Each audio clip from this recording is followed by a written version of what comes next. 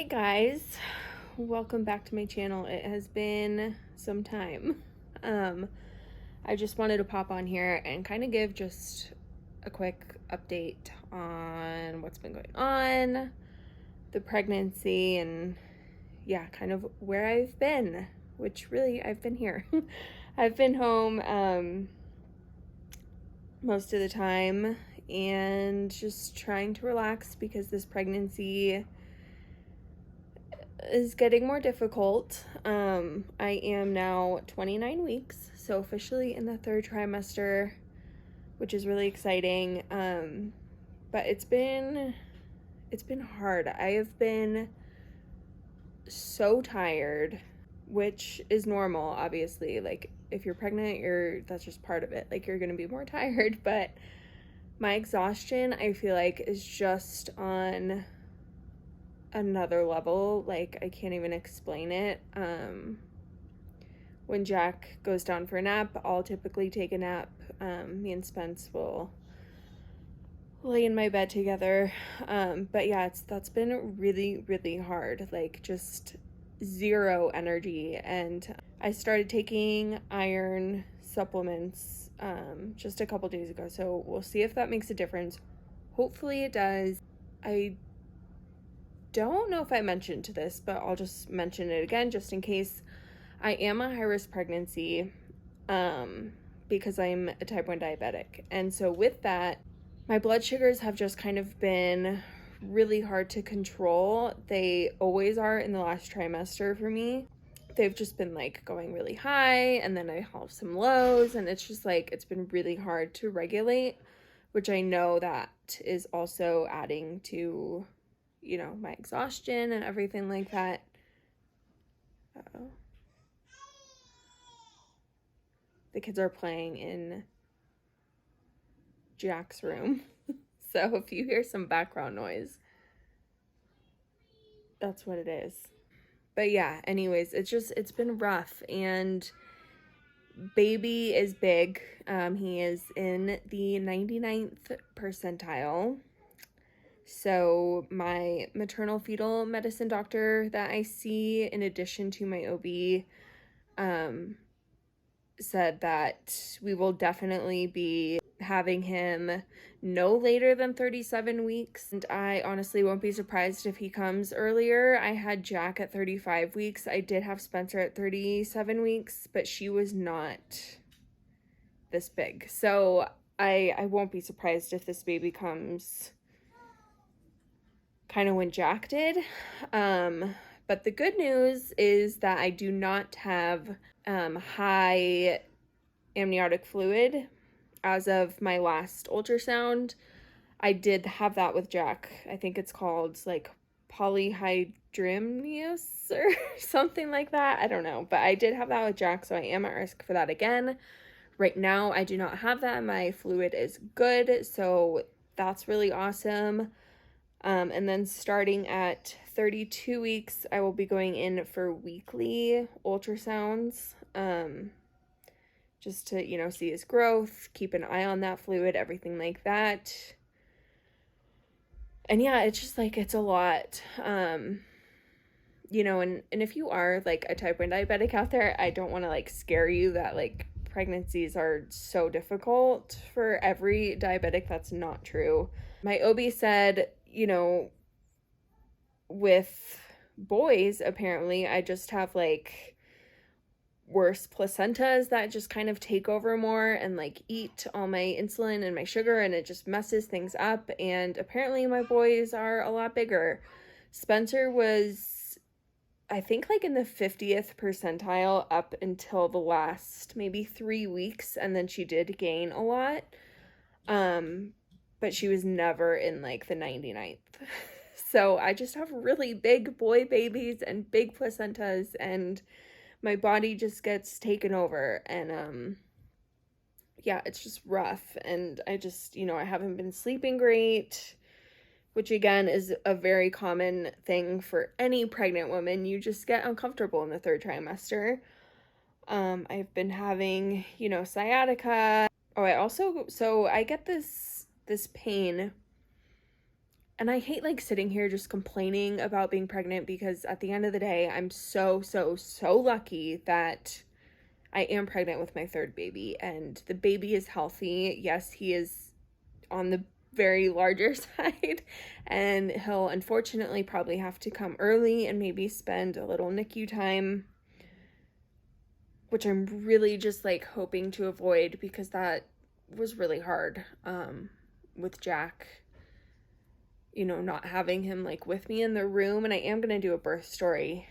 I think I've mentioned that for like months now, but I am going to do a birth story on both him and Spencer. But I really want to get to 37 weeks, because then there's, you know, a way smaller chance that he will have to go to the NICU, but just his size and the way things are going, I don't know. We'll just see. But what was I saying?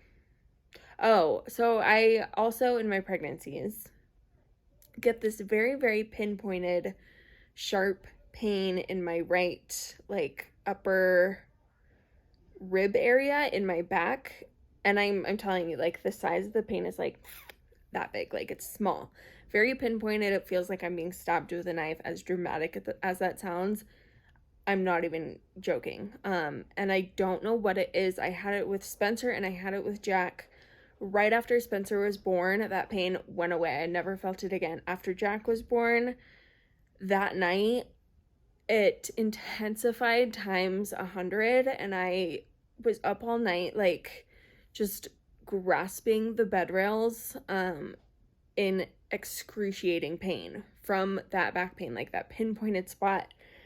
And it's so weird. Like, I don't know what it is. They actually had me going for a CAT scan after I had Jack while I was in the hospital, because they just like saw how much pain I was in, and they thought maybe it was, you know, they thought it had to be something, right? So they did a CAT scan and they didn't see anything except for like a lot of gases, which is very normal after a C-section.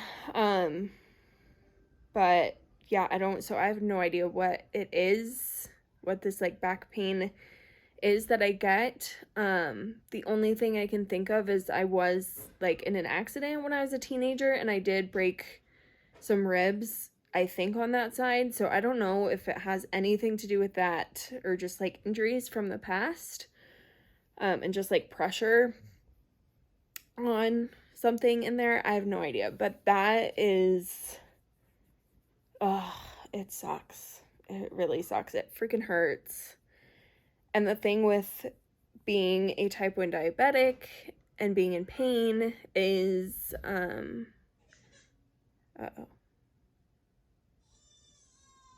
crisis averted. Was, pain and being a type 1 diabetic. When you're in pain, anybody, your cortisol levels rise. I don't know why. It does something. And for me, when my cortisol levels are high, it makes my blood sugars go high. And like stress hormones and all that affect my blood sugar, and like insulin resistance and everything like that. So it's all just like a vicious cycle. And it just, yeah, it's been rough. And, you know, I'm just kind of bummed because the first and second trimesters were really good. Like, I felt better than I did in my previous pregnancies. I've gained the least amount of weight.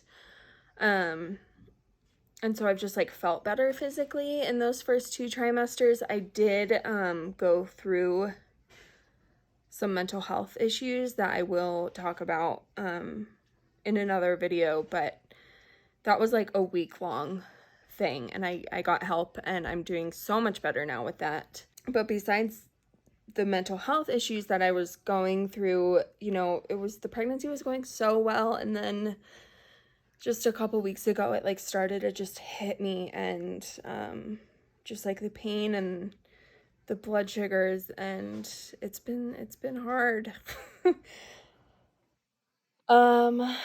But you know, you just gotta truck along. There's not a whole lot that, you know, you can do. I'm doing everything I can, and that's all I can do, you know. And I am obviously seeing my doctors very frequently. I'm checking in with my endocrinologist who manages my diabetes once a week, and then I am starting those weekly ultrasounds in a couple weeks. So yeah, it's just, I just wanted to pop on here and kind of give you guys a little update on the pregnancy and just kind of why I haven't been pulling out the camera and vlogging and things like that. But I do have a lot of videos planned that I want to like pre-film before things get even harder and before the baby comes. So yeah, I will be planning those out. I do have like a hospital bag,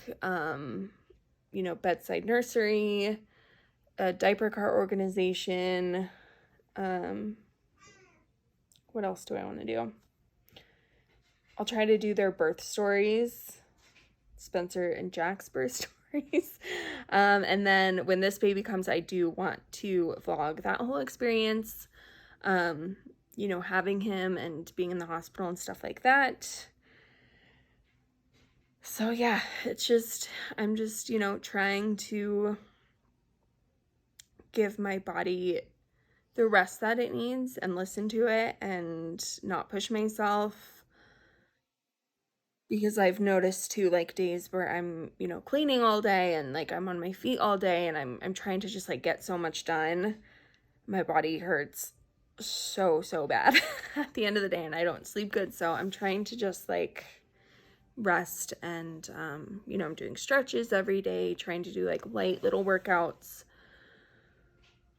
But as far as like baby stuff and, you know, all of his things, we are ready. I got everything ready. I'm so happy that I did it when I did it, because it would probably take me a long time to like set everything up and organize everything right now, because I did like put furniture together. We moved things around in the bedroom, which you guys will see. We'll have videos coming. Hey, Spence. You want to say hi? Hi. I will show you guys a belly shot.